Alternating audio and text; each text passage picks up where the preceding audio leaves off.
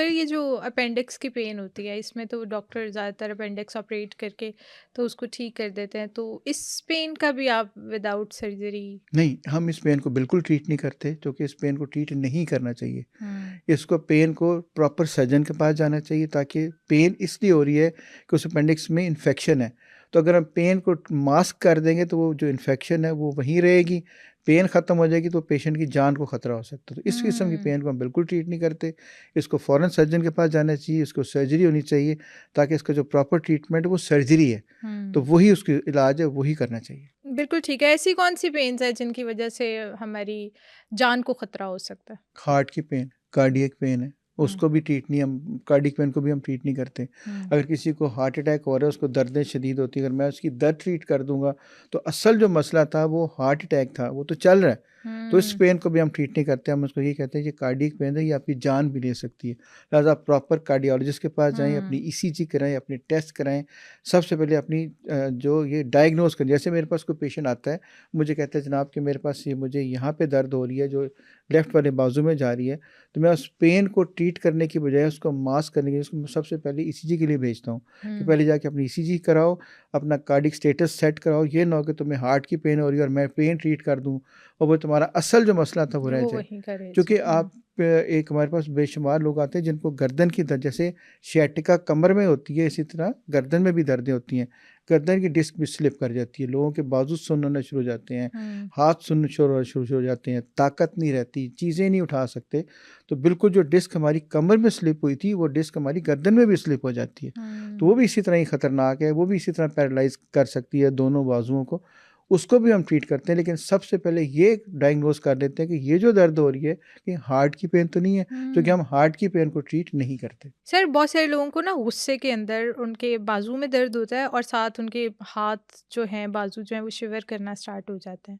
तो ये कौन-सी पेन है कि वो दर्द भी हो रही है और उन्हें गुस्सा आ रहा है और वो साथ उनकी शिवरिंग स्टार्ट हो गई है हाथों की और हीट अप होना स्टार्ट हो जाते हैं, चीक्स में से हीट निकलती है उनके और ये बेसिकली बाज़ औक़ात होता है, गुस्से में ब्लड प्रेशर ज़्यादा हो जाता है हुँ। और फिर ये एंग्ज़ायटी रिलेटेड पेन्स होती हैं। जब आप एंग्ज़ायटी ज़्यादा हो जाएगी, चाहे वो गुस्से में एंग्ज़ायटी हो, किसी गुस्से की वजह से हो, ब्लड प्रेशर ज़्यादा हो, तो उसमें फिर ये सारी एंग्ज़ायटी की निशानियाँ हैं। वो हाथ का काँपना है, चेहरे का सुर्ख हो जाना है, बंदे के बात करते-करते वो हाँफना शुरू कर देगा या उसमें ताकत उस तरह से नहीं रहेगी। तो ये एंग्ज़ायटी रिलेटेड पेन्स हैं, वो बिकॉज़ ऑफ़ बाज़ औक़ात ब्लड प्रेशर ज़्यादा होने से भी हो सकती हैं। सो इसकी बहुत सारी वजूहात हैं, लेकिन ये पेन्स हैं, जैसे ही गुस्सा कम होगा, ब्लड प्रेशर नॉर्मल होगा, तो दर्दें भी ठीक हो जाएँगी। बिल्कुल ठीक है। और बहुत सारे लोग अक्सर रात में लेटते हैं ना, तो उनकी बस एक ही डिमांड होती है कि भई हमारे पाँवों को या हमारे टाँगों को थोड़ा मसाज कर दिया जाए किसी भी लोशन से या ऑयल से।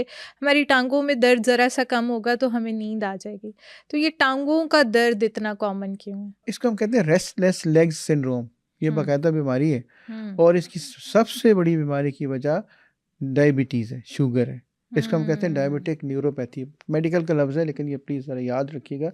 शुगर में होता ये है कि जो खून की नालियाँ और वो जो नसें जो सिग्नल लेके जाती हैं, जिनको हम नर्व्स कहते हैं, उनकी सप्लाई ब्लड की कम होती है। तो जैसे ही बंदा लेटेगा, उसके अंदर खून की मिकदार टाँग में कम होनी शुरू हो जाएगी। ना हुँ। सिर्फ पेन होगी, बल्कि लोगों को ऐसे लगता है जैसे मेरी टाँगें जलना शुरू कर दी है। बिल्कुल, उनके जलन अंदर होती है। बेचैनी शुरू हो गई है, उनके अंदर जलन शुरू हो गई है।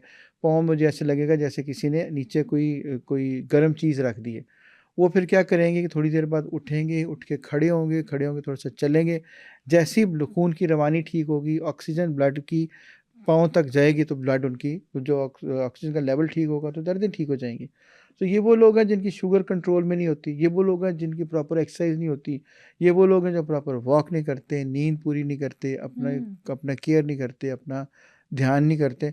इनके लिए जितनी मर्ज़ी दवाइयाँ देते रहें, सबसे ज़रूरी चीज़ है कि अपने शुगर लेवल या ब्लड प्रेशर को कंट्रोल करें, हुँ। थोड़ी-सी एक्सरसाइज़ करें, थोड़ी-सी वॉक करें, पानी की मिकदार ठीक रखें, ताकि ऑक्सीजन लेवल ठीक रहेगा, तो ये दर्दें आहिस्ता-आहिस्ता बेहतर होती रहेंगी। बिल्कुल ठीक है। और बहुत सारे लोग अक्सर रात में जब लेटते हैं ना, तो वो अपनी टाँगें बार-बार फ़ोल्ड कर रहे होते हैं और खोल रहे होते हैं। उन्हें उनकी रीज़न ये होती है कि उन्हें लगता है कि उनकी टाँगें उनके साथ हैं ही नहीं। मतलब ऐसे लगेगा जैसे जान ही नहीं है टाँगों में, और वो बार-बार अपनी टाँगों को मूवमेंट कर रहे होते हैं कि उन्हें अपनी टाँगें फ़ील हों, वो फ़ील नहीं हो रही होती। तो ये क्या रीज़न होती है? ये भी वही होता है।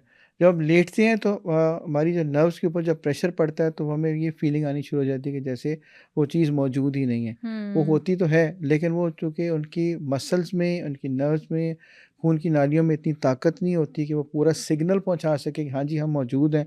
तो उनको बार-बार फिर उस वो जो आप कह रहे हैं टाँगें फ़ोल्ड करना, टाँगें फ़ोल्ड इसलिए की जाती हैं कि थोड़ी-सी एक्सरसाइज़ हो, खून की बिल्कुल। रवानी बेहतर हो, नर्व्स चलना शुरू हो, उसके अंदर सप्लाई आनी शुरू हो, नर्व्स की कंडक्शन उसको कहते हैं वो बेहतर होनी शुरू हो, तो वो फिर हमें महसूस होना शुरू हो जाएगा कि हमारी टाँगें मौजूद हैं। लेकिन वजह उसकी भी वही है जो मैंने आपको पहले बताई हैं सारी।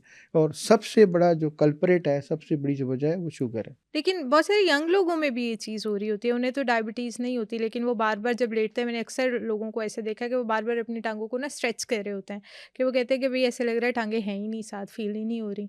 तो वो बार-बार अपनी टाँगों की मूवमेंट कर रहे होते हैं, तो उन्हें आपने तो कब डायबिटीज़ नहीं अब होती। कभी उन यंग लोगों से पूछा कि तुम्हारी एक्सरसाइज़ कितनी है? कभी आपने यंग लोगों से ये पूछा कि जनाब आपने नींद अपनी पूरी की है कि नहीं की? कभी हुँ, आपने यंग लोगों से पूछा भी तुम्हारा स्ट्रेस लेवल कितना है? तुम्हारी एंग्ज़ायटी कितनी है? तुम्हारा स्क्रीन टाइम कितना है? तुम कितनी देर बैठ के पढ़ते रहते हो और कितनी देर बैठ के कंप्यूटर पे या फ़ोन देखते रहते हो?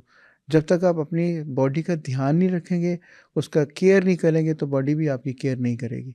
तो हमें हुँ, सिर्फ़ ये देखना है कि हम सब यंग लोग जो आप जैसे यंग लोग हैं, वो अपना ये सोचें कि हमने आज दिन में एक्सरसाइज की कि नहीं की, हमने कितनी देर वॉक की, हमने अपना कितनी देर नींद पूरी की, हमने कितना हुँ। स्क्रीन टाइम किया, कितना कंप्यूटर पे टाइम गुजारा। जब तक हम इन चीज़ों को वर्क और ये बैलेंस नहीं रखेंगे, उस वक़्त ये सारी चीज़ें होती रहेंगी जो आप बता रही हैं।